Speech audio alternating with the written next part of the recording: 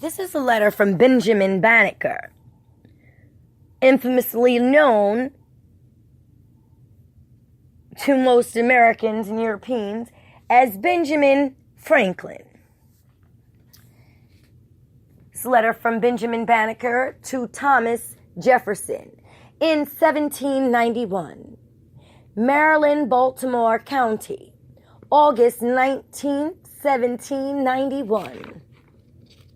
Sir, I am fully sensible of the greatness of that freedom, which I take with you on the present occasion, a liberty which seemed to me scarcely allowable when I reflected on that distinguished and dignified station in which you stand, and the almost general prejudice and prepossession which is so prevalent in the world against those of my complexion. I suppose it is too well attested to you, to need a proof here that we are a race of beings who have long labored under the abuse and censure of the world, that we have long been looked upon with an eye of contempt, that we have long been considered rather as brutish than human, and scarcely capable of mental endowments. Sir, I hope I may safely admit, in consequence of that report, which hath reached me, that you are a man far less inflexible in sentiments of this nature than many others, that you are measurably friendly and well disposed towards us, and that you are willing and ready to lend your aid and assistance to our relief from those many distresses and numerous calamities to which we are reduced. Now, sir, if this is founded in truth, I apprehend you will embrace every opportunity to eradicate that train of absurd and false ideas and opinions which so generally prevails with respect to us, and that your sentiments are concurrent with mine, which are that one universe Father hath given be to us all, and that he hath not only made us all of one flesh, but that he hath also without partiality afforded us all the same sensations and endowed us all with the same faculties, and that however variable we may be in society or religion, however diversified in situation or color, we are all of the same family and stand in the same relation to him.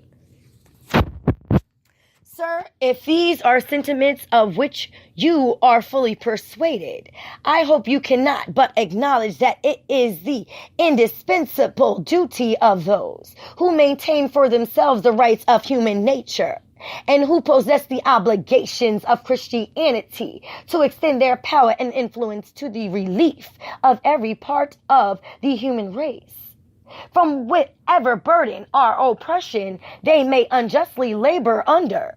And this I apprehend a full conviction of the truth and obligation of these principles should lead all to. Sir, I have long been convinced that if your love for yourselves and for those inestimable laws which preserved to you the rights of human nature was founded on sincerity, you could not be solicitous that every individual of whatever rank or distinction might with you equally enjoy the blessings thereof. Neither could you rest satisfied short of the most active effusion of your exertions in order to their promotion from any state of denigration to which the unjustifiable cruelty and barbarism of men may have reduced them. Sir, I freely and cheerfully acknowledge that I am of the African race, and in that color which is natural to them of the deepest dye. And it is under a sense of the most profound gratitude to the supreme ruler of the universe that I now confess to you that I am not under that state of tyrannical thraldom and inhuman captivity, to which too many of my brethren are doomed. But that I have abundantly tasted of the fruition of those blessings, which proceed from that free and unequivocal liberty with which you are favored, and which I hope you will willingly allow you have mercifully received from the immediate hand of that being, from whom proceedeth every good and perfect gift. Sir, suffer me to recall to your mind that time in which the arms and tyranny of the British crown were exerted with every powerful effort in order to reduce you to a state of servitude. Look back, I entreat you, on the variety of dangers to which you were exposed. Reflect on that time, in which every human aid appeared unavailable, and in which every hope and fortitude wore the aspect of inability to the conflict, and you cannot but be led to a serious and grateful sense of your miraculous and providential preservation. You cannot but acknowledge that the present freedom and tranquility which you enjoy, you have mercifully received, and that it is the peculiar blessing of heaven. This, sir, was a time when you clearly saw until the injustice of a state of slavery, and in which you had just apprehensions of the horrors of its condition. It was now that your abhorrence thereof was so excited that you publicly held forth this true and invaluable doctrine, which is worthy to be recorded and remembered in all succeeding ages. We hold these truths to be self-evident, that all men are created equal, that they are endowed by their Creator with certain unalienable rights, and that among these are their life, liberty, and the pursuit of happiness. Here was a time in which your tender feelings for yourselves had engaged you thus to declare. You were then impressed with proper ideas of the great violation of liberty and the free possession of those blessings to which you were entitled by nature. But, sir, how pitiable is it to reflect that although you were so fully convinced of the benevolence of the Father of mankind and of his equal and impartial distribution of these rights and privileges, which he hath conferred upon them, that you should at the same time counteract his mercies in detaining by fraud and violence so numerous a part of my brethren, underground captivity and cruel oppression, that you should at the time same be found guilty of that most criminal act, which you professedly detested in others, with respect to yourselves.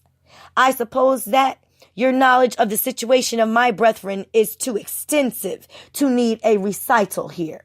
Neither shall I presume to prescribe methods by which they may be relieved, otherwise than by recommending to you and all others to wean yourselves from those narrow prejudices which you have imbibed with respect to them. And as Job proposed to his friends, put your soul in their soul's stead. Thus shall your hearts be enlarged with kindness and benevolence towards them. And thus shall you need neither the direction of myself or others, in what manner to proceed herein. And now, sir, although my sympathy and affection for my brethren hath caused my enlargement thus far, I urgently hope that your candor and generosity will plead with you in my behalf, when I make known to you that it was not originally my design, but having taken up my pen in order to direct to you as a present a copy of an almanac, which I have calculated for the succeeding year, I was unexpectedly and unavoidably led thereto. This calculation is the production of my arduous study. In this my advanced stage of life, for having long had unabounded desires to become acquainted with the secrets of nature, I have had to gratify my curiosity herein through my own assiduous application to astronomical study, in which I need not recount to you the many difficulties and disadvantages which I have had to encounter. And although I had almost declined to make my calculation for the ensuing year, in consequence and of that time which I had allotted therefor being taken up at the federal territory by the request of Mr. Andrew Ellicott, yet finding myself under several engagement to printers of this state, to whom I had communicated my design. On my return to my place of residence, I industriously applied myself thereto, which I hope I have accomplished with correctness and accuracy, a copy of which I have taken the liberty to direct to you, and which I humbly request you will favorably receive.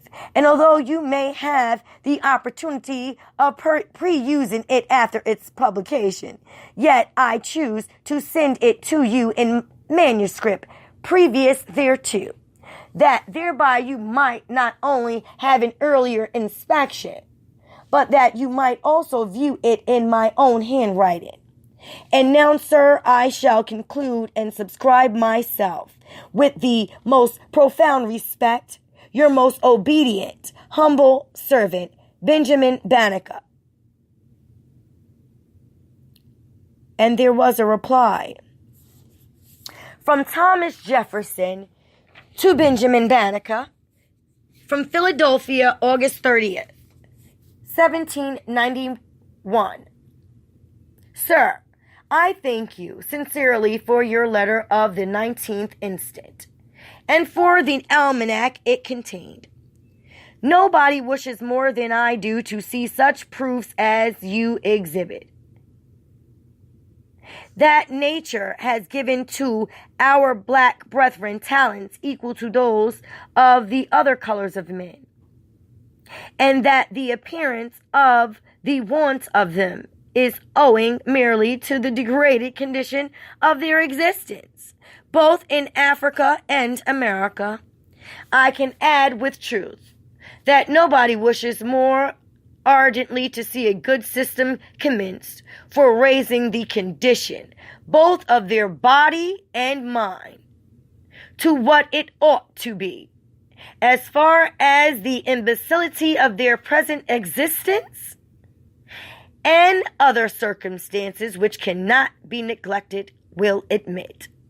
I have taken the liberty of sending your almanac to Monsieur Del Conde, Secretary of the Academy of Sciences at Paris, and member of the Philanthropic Society, because I considered it as a document to which your whole color had a right for their justification against the doubts which have been entertained of them.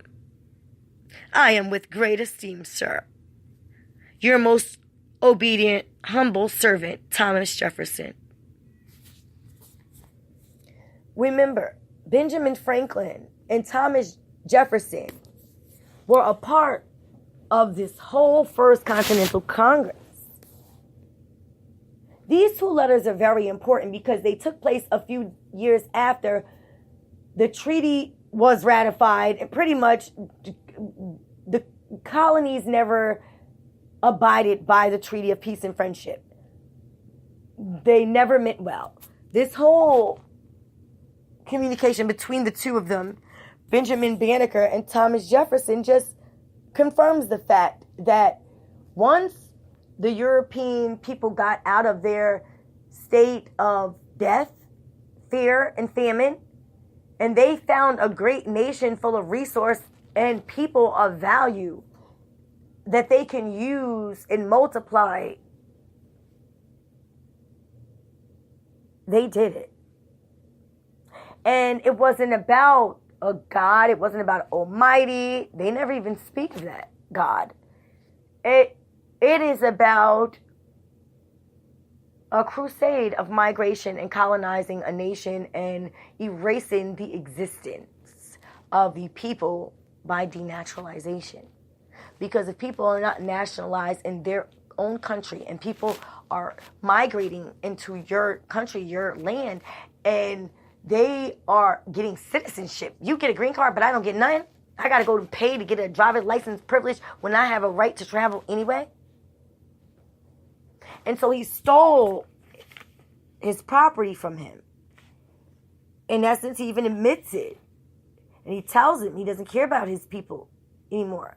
Pretty much he used him to get into the mirth, to get into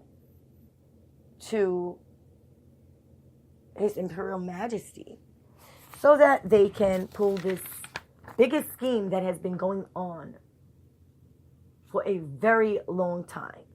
Okay? It has been going on for over 500 and 600 years. Okay?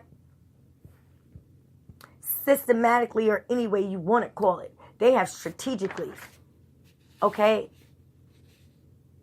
hundreds of years ago, came up with a way as a united nation, a whole bunch of exiles, okay, from all over the globe, with one common enemy and one common goal. Color is the enemy, and capitalism is the goal. Open your eyes, America.